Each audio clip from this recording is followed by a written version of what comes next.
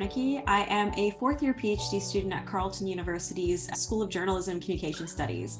I'm currently studying equity, diversity, and inclusion in settler colonial states. One of the things that you should know about me is that I have a background in video production, which is something that I think is important to note because I do come from a more tangible background in the arts and culture sector.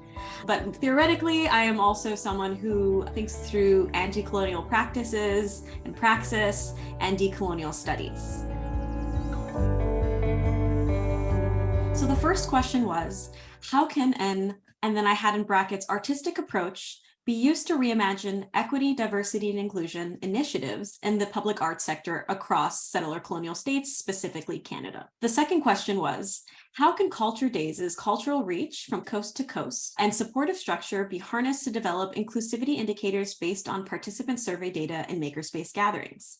And the third one was, how does a student researcher exist between the bounds of academia and the arts and culture sector? So there were three questions that I was trying to grapple with, and I find that through doing the work over 2 years, they became collapsed into these two. How can access to the arts and culture sector from coast to coast be more equitable? And how can participatory methods be used to engage more community members in the move towards more equitable cultural spaces? One of the things that I struggled with was I didn't really know what terms to use. Did I want to use diversity, equity, and inclusion, considering the rise of reports and the reckonings when it came to racial injustices, and then also considering reconciliation and the calls to action? And while I think the project stemmed from this, I think it was also important to see where it led. And so one of the things that was incredibly important was thinking about the communities that I was engaging with while doing the work and forefronting the words that they had to offer about equity, diversity, and inclusion, and rather thinking through more nitty-gritty data survey and things like that. One other thing that I want to note is that the research questions will change. The ones that I've read to you now, there are about 5 of them. 3 of them from before, 2 of them that I have now, but I'm going to be continuing my dissertation work on this project and probably for a long time after that. So whatever I have now is definitely not what I'm going to end with. Things will change as I engage with other folks. Things have changed, and I think that is a very important practice to have when we're doing research, because we acknowledge that the research isn't perfect. It will shapeshift and change based on who we engage with and the things that we learn along the way. So working with Culture Days definitely provided a lot of important aspects to the research that I wouldn't have been able to have without, namely the fact that I was able to send out a call to a momentous amount of cultural workers, arts organization representatives, and artists. And I think that because Culture Days had such a large network that allowed me to weave in and out of different voices from different particular parts of the country, which is so essential, it also allowed me the ability to see the survey data that they had based on the organizations that they worked with and some of the things that the organizations were considering along with their funding structures, some of the things they were looking forward to in programming. But the reason I wanted to work with Culture Days is mainly because of their large reach, but then also the scope of the work that they do as an arts organization type festival that takes place 3 weeks in September with thousands of free events. I think there's something to be said about, first off, how do we thoughtfully engage with free events when considering the work of artists? But then also, how do we get more folks who perhaps don't have opportunities to engage in pay-to-view services?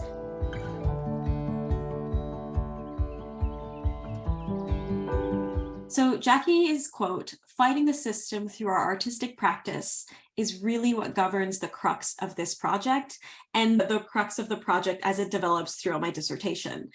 So what does it mean to create equitable spaces in an arts organization which can harness the artistic practice that it has to do that? Speaking with arts organization workers, that there's this fallback in using managerial references, pieces that are very governmental in relation to equity, diversity, and inclusion. And so this comes from a long practice of policy and also funding structures. But then what if we take a step back and think about where is it that public arts sector comes from? We do know that it comes from a background of public good. And while I don't necessarily want to lean on that too much because we can problematize that, I do think that if we take it as its core concept of good how do we consider making sure that folks feel comfortable, safe, and able to express themselves, their true selves, in any form in the public art sector? And that means using artistic ways of doing that rather than falling on a very kind of strict managerial way. Thinking through who should be using this framework is a tough question. I think that it shapeshifts based on where folks are at. But I think one of the things that I really wanted to stress, and folks who I spoke to also stressed, was that there are already so many micro grassroots organizations that are led by folks of marginalized communities for marginalized communities that have been doing this work on the ground for decades. So my framework will not be useful to them in certain degrees. What it will do, though, is be useful to art organizations that perhaps are coming from a lot more of a historical place of comfort when it comes to public funding, who perhaps have not had a lot of engagement with folks from marginalized backgrounds historically and contemporarily, who need to start considering, and not just considering, but doing tangible work and action for them to consider how not to integrate, but to leave space for self-determination of communities, members of marginalized backgrounds, but then also the employees who work within it. We do have a lot of data, and there are statistics about the very homogenous state of the arts and culture sector specifically in Canada. And this is something at a high level that needs to be considered and reckoned with. And so while I do say that there are a lot of micro-organizations that are doing the work, and I do think that perhaps this framework isn't necessarily exactly for them, I do think that there are pieces of it that they can take, because when fostering equitable spaces, we can always learn and we can always do better. But I do think that there are arts organizations that definitely need to reconcile with the homogeneous state of their organization and how they can move forward. I do think, though, one of the important things is that we can all continuously learn. And one of the things about the framework that folks will notice when they engage with it is the fact that I am learning myself. There are points where I see myself in traps of being like, oh, this is a preconceived notion that I have, or this is something that I've been taught systematically in my very formal education. So how do I also grapple with the questions that I have as I learn to make space for other folks, and considering the fact that I myself have a lot of work to do as well.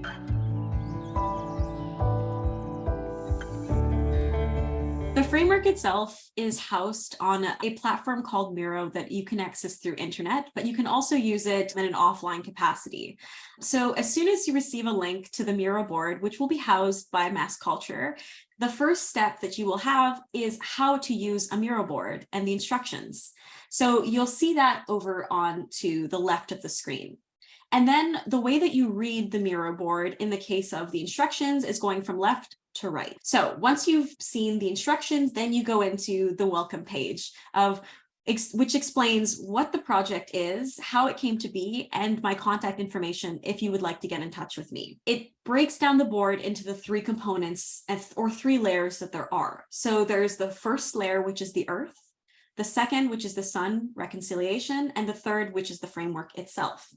One thing about the framework is that if ever you are using it, which I really hope you do, is that you're able to duplicate it and make it your own. But in duplicating it and making it your own so that we can have a shared practice of knowledge mobilization, it's important that you, first off, credit the work that I have done and the work that folks who engaged with it as collaborators have done, but then also keeping a trace record, including me as part of the team, so that I would be able to see what changed and what didn't.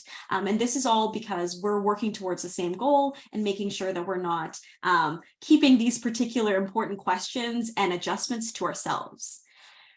One other thing to note, and I haven't showed it to you yet, but let's say you're looking at the board and you're like, this is really overwhelming. These are questions that my organization hasn't yet considered. I don't know if I'm ready to undertake it just yet. Don't worry. In those cases, there is a board linked here that is an anti-colonial toolkit that I've developed, which you can start with, and it is a good place to start with. So I'll click over to it here. And this is this massive stream of pieces that you can look through. There's literature, and it also has the same Miro board instructions, my contact, and then the components of the board, which are first, a crash course on the current diversity management trends. 2, a selection of resources, including articles, books, videos, podcasts, websites that I invite you to explore, and you can add on to this. And then 3, an area for your own learning journey, and 4, an academic reference list. And similar to the spiraling outward board, this is something that you can copy and make your own. But if you do have resources that you want to share, please link them to me so that I'm able to populate this board, and it'll be active throughout, and I'll continue to add to it as I see things that help me in my learning. It's important to note that sometimes we're just not ready to jump into things, but that's okay. It's important to take a thoughtful step back before you engage with communities, because you want to do this respectfully, and you also want to do this as a need and a thoughtful process rather than something that you're doing just to do. So the crash course does consist of quite a few items and a little workspace for you and your team members to use. But back to the framework. So if you are ready and feel like you're ready to engage with the framework, then we start here. Going back to Jackie's quote, fighting the system through artistic practice. So the framework itself is enveloped in a circle, a sphere, the earth. So the first thing that you encounter is the world in which we live. Then it goes further in to this particular part, reconciliation.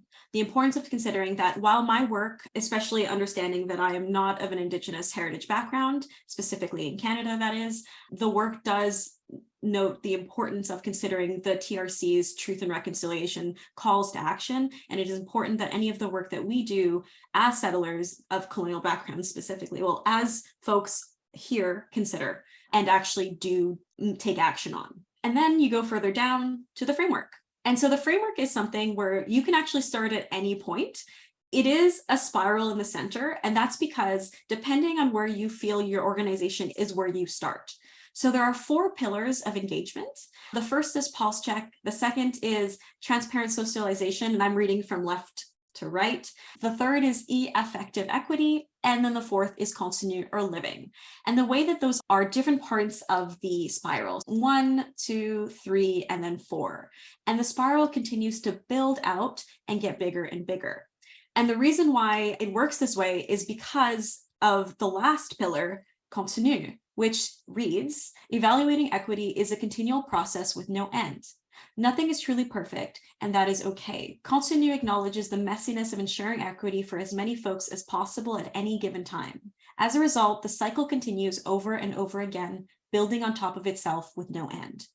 You'll notice that there are different components of it, which I'm going to get into, but keep in mind that you can start anywhere, you can pick up anywhere. There are points where it tells you to go to one part and then the other. So just note that there's no right way to engage with the framework, but I guess if there was a right way, is go the way that you think you and your organization need to go, but also doing it with the succinct understanding that you need to do this carefully as well, with mitigating harm of the communities that you're engaging with.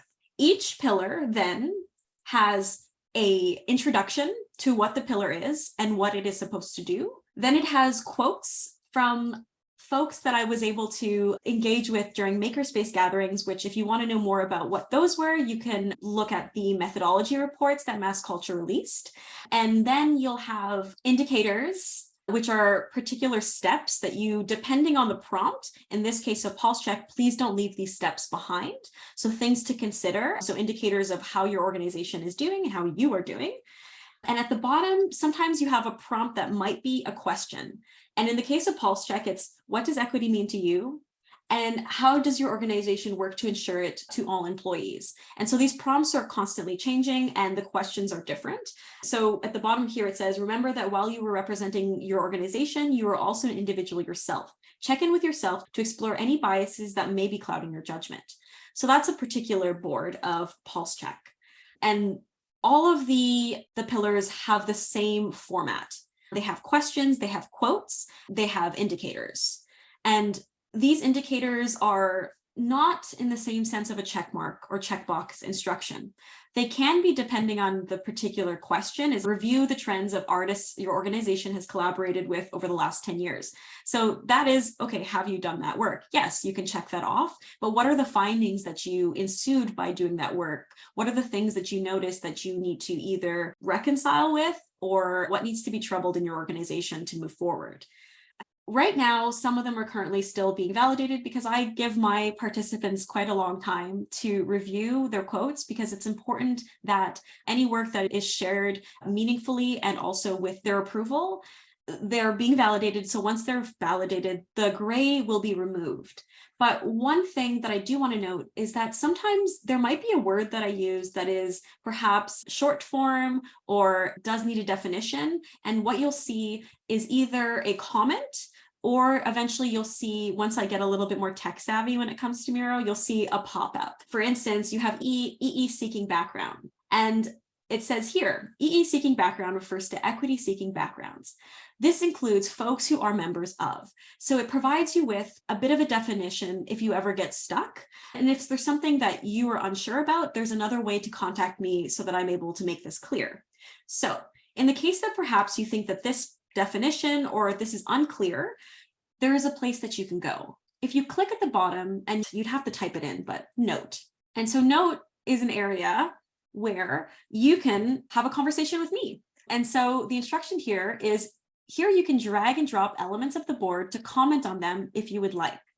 If there's anything you wish to call to my attention, do it here on this main board.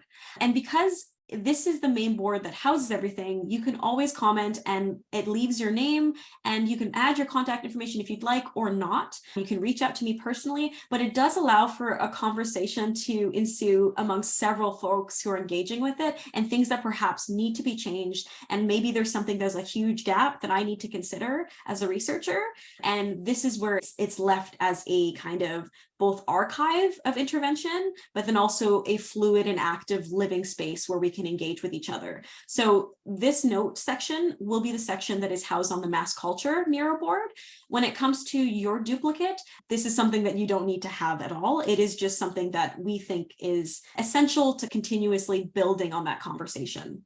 So one thing that you'll notice is that as you go into different components of the framework, some of the indicators are very short. And the reason for that is based on the pillar that they're engaging with. So in the case of continue or living indicators, please don't leave these questions behind. So some of the questions will be, and I'll probably add on to these, and you will most likely want to add on to these, are: what sort of changes has your organization made thus far?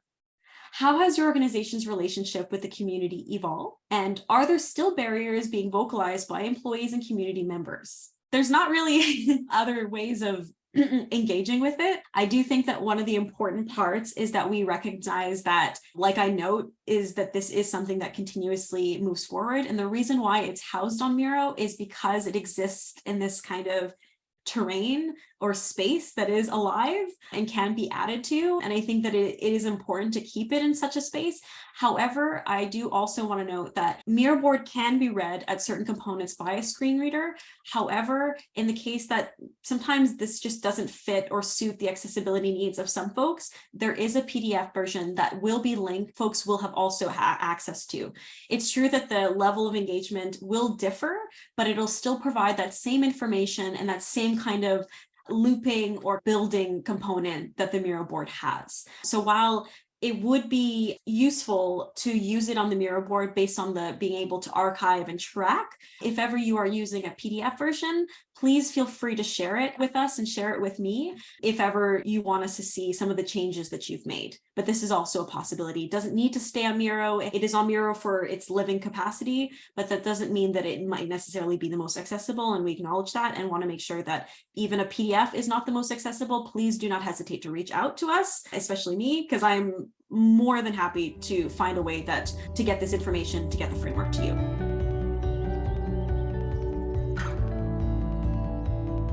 I do think that one of the potential impacts that the framework might have on the art sector is first acknowledging that it doesn't have the capacity to fix systems of oppression, but what it does is opens up this possibility of destabilizing said systems in order to build more equitable spaces and communities of support. So one of the things that we're trying to acknowledge here is that these are ongoing questions, concerns, and responsibilities that we have in the sector.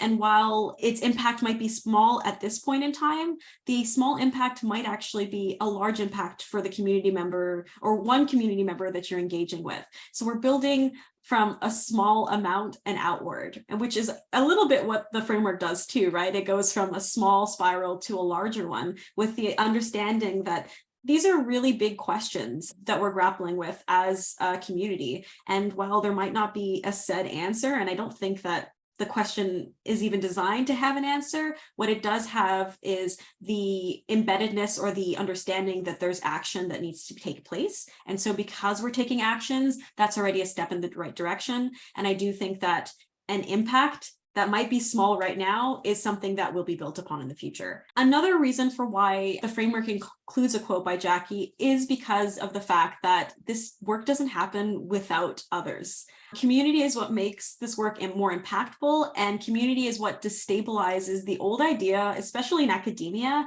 that we work alone and that we have lone and sole authorship.